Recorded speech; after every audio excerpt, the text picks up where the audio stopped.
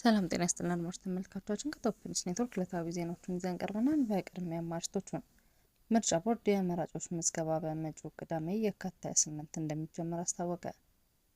ፍርድ ቤቱ በ5 የምርጫ ክልሎች ላይ በተሰጠው ውሳኔ ላይ የቀረበውን አቤቱታ ለመስማት ለመጋቢት 2 ቀጠሮ ሰጠ።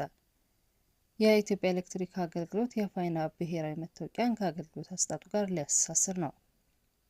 የኢትዮጵያ እስልምና ጉዳዮች ጠቅላይ ምክር ቤት ፕሬዝዳንት በአዲስ አበባ በሚገኘው የኢራን ኤምባሲ በመገኘት ለሀገሪቱ አጋርነታቸውን ገለጹ።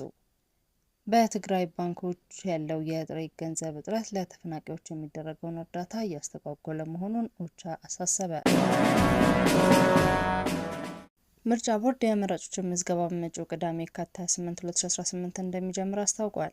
የኢትዮጵያ ብሔራዊ ምርጫ ቦርድ ለ7ኛው ጠቅላላ ምርጫ የመራጮች ምዝገባ ቅዳሜ የካቲት 28 2018 ዓ.ም እንደሚጀምር አስታውቋል። ምዝገባው በዲጂታል አማራጭ እንዲሁም በምርጫ ጣቢያዎች በአካል በመገኘት እንደሚከናወን ተገልጿል። የብሔራዊ ምርጫ ቦርድ ሰብሳቢ ሜላትወርቅ ኃይሉ በሰጡት መግለጫ በምርጫው ለመሳተፍ የሚፈልጉ ዜጎች ቦርዱ ባዘጋጀው አዲስ የዲጂታል አገልግሎት በመጠቀም ወይም በምርጫ ጣቢያ በመገኘት እንዲመዘገቡ ጥሪ አቅርበዋል።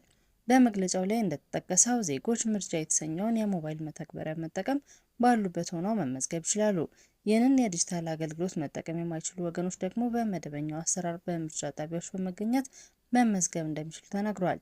ቦርዱ እንዳለው ከሆነ በመላ ሀገሪቱ የሚገኙ 45,000 የምርጫ ጣቢያዎች መካከል በ17,000 ጣቢያዎች ላይ የዲጂታል ምዝገባ ስርዓት በስራ ላይ እንደሚውል ታቅዷል። በተጨማሪም የምርጫ ቁሳቁስ ስርጭትና ምርጫውን ለመፈጸም የሰው ኃይሎች የሚሰጠው ስልጠና መጀመሩን የቦርዱ ሰብሳቢ ሜላትወርቅ ኃይሉ ገልጸዋል። ፍርድ ቤቱ በ5 የምርጫ ክልሎች ላይ በተሰጠው ውሳኔ ላይ የቀረበውን አቤቱታ ለመስማት ለመጋቢት 2 ቀጠሮ ሰጠ። የኢትዮጵያ ብሔራዊ ምርጫ ቦርድ በ5 የምርጫ ክልሎች ላይ ያሳለፈውን ውሳኔ በመቃወም የቀረበውን አቤቱታ የሚመለከት የፌዴራል መጀመሪያ ደረጃ ፍርድ ቤት ለመጋቢት 2 2018 ቀጠሮ ሰጥቷል።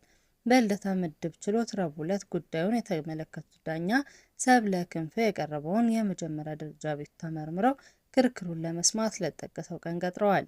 ውዝግቡ የተቀሰቀሰበት የፌዴሬሽን ምክር ቤት 5 የምርጫ ክልሎች ማለትም ሁመራ፣ አዲረመጽ፣ ኮረም፣ አፍላ፣ ጠለምትና የራያ አላማጣ ከትግራይ ክልል ውጪ ሆኖ በምርጫ እንዲደረግ መወሰኑ ጥር 25 2018 ዓ.ም ለምርጫ ቦርድ በጻፈው ደብዳቤ ማሳወቁን ተከትሎ ነው።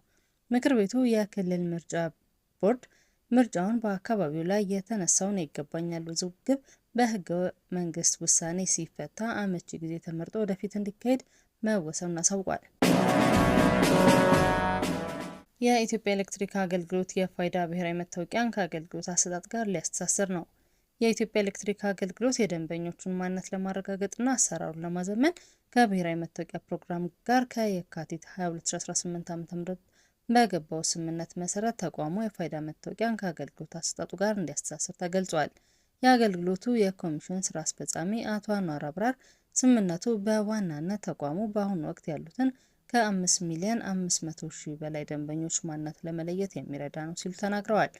የብሔራዊ መታወቂያ ፕሮግራም የኮሚኒኬሽን ፕሮግራም ዳይሬክተር አቶ ሳሚን አሰይፉ የፋይናንስና የሰነዶች ማረጋገጫ ተቋማት አገልግሎታቸው በፋይዳ መታወቂያ እየሰጡ እንደሆነ አስታውሰው የኢትዮጵያ ኤሌክትሪክ አገልግሎት እንደ ሌሎች ተቋማት ሁሉ የውስጥ አሰራሩን እንዲያዘመን ስምምነቱን ከፍ ያለ አስተዋጽኦ እንደሚኖረው ገልጸዋል። ስምምነቱ ተግባራዊ መሆን ሲጀምር ደንበኞች ተመሳሳይ ቅጾችንና መጠይቆችን በተደጋጋሚ እንዳይሞሉ በማድረግ የአገልግሎት አሰጣጡን ቀልጣፋ እንደሚያደርገው ዳይሬክተሩ ተናግረዋል። የኢትዮጵያ ኤሌክትሪክ አገልግሎት የፋይዳ መታወቂያን ለአገልግሎት ተግባራዊ ማድረግ መቼ ይጀምራል የሚለውን በይፋ አልተገለጸም። ሆኖም ወደ ተግባር ሲገባ የተቋሙ ደንበኞች በየጊዜው የሚጠየቋቸውን ተመሳሳይ መረጃዎች በዲጂታል መንገድ በማግኘት የስራ ጫና እንደሚቀንስ ይጠበቃል። ይህ አሰራር በተለይም አዳዲስ የኃይል መስመር ፈላጊዎችና ነባር ተገልጋዮች መረጃቸው በዘመናዊ መልኩ እንዲደራጅ የሚያስችል መሆኑ ተመላክቷል። የኢትዮጵያ እስልምና ጉዳዮች ጠቅላይ ምክር ቤት ፕሬዝዳንት በአዲስ አበባ በሚገኘው የኢራን ኤምባሲ በመገኘት ለሀገሪቱ አጋርነታቸውን ገለጹ። የኢትዮጵያ እስልምና ጉዳዮች ጠቅላይ ምክር ቤት ፕሬዝዳንት ሼህ ኢብራሂም ቱፋ በኢራን ላይ የተፈጸመውን ጥቃት ተከትሎ በአዲስ አበባ በሚገኘው የኢራን ኤምባሲ በመገኘት ለሀገሪቱ መንግስትና ሕዝብ ያላቸውን አጋርነት መግለጻቸውን ኤምባሲው አስታውቋል። ኤምባሲው በፌስቡክ ገጹ ባሰራጨው መግለጫ የምክር ቤቱ ፕሬዝዳንት በኤምባሲው የተገኙትን ለኢራኑ ከፍተኛ መሪ አሊ ካሚሊን ሕይወት መጥፋት ምክንያት የሆነው የእስራኤልና አሜሪካ አሰቃቂ ጥቃት ተከትሎ ነው ብለዋል። የኢትዮጵያ እስልምና ጉዳዮች ጠቅላይ ምክር ቤት ፕሬዝዳንት ሼህ ኢብራሂም ቱፋ በኤምባሲ በነበራቸው ቆይታ የተሰማቸውን ጥልቅ ሐዘን በመግለጽ ለኢራን መንግስትና ሕዝብ ያላቸውን አጋርነት አረጋግጠዋል ተብሏል። በትግራይ ባንኮች ያለው የጥሬ ገንዘብ እጥረት ለተፈናቃዮች የሚደረገውን እርዳታ እያስተጓጎለ መሆኑን ኦቻ አሳሰበ። በትግራይ ክልል በሚገኙ ባንኮች ያለው የጥሬ ገንዘብ አቅርቦት ውስንነት ሰብአዊ ድርጅቶችን ለተፈናቃዮች እርዳታ ለማድረስ የሚያደርጉትን እንቅስቃሴ እያስተጓጎለ መሆኑን የተባበሩት መንግስታት ድርጅት የሰብአዊ ጉዳዮች ማስተባበሪያ ጽሕፈት ቤት ኦቻ የስራ ኃላፊ አሳስበዋል። የኦቻ የትግራይ ንዑስ ቢሮ ኃላፊ ሎኩጂ ፒተር እንደገለጹት የሰብአዊ ድርጅቶች በክልሉ ባንኮች የጥሬ ገንዘብ እጥረት መኖሩን ምክንያት የአሰራር ችግር እየገጠማቸው ሲሆን ይህም በክልሉ ለሚገኙ የሀገር ውስጥ ተፈናቃዮች ድጋፍ ለማድረግ አቅማቸውን ገድቦታል። ፒተር አክለውም ይህ ተግዳሮት የመጣው በለጋሽ ሀገራት የሚደረገው ድጋፍ እየቀነሰ ባለበት ወቅት መሆኑ ሁኔታውን ይበልጥ ውስብስብ እንዳደረገው ገልጸዋል።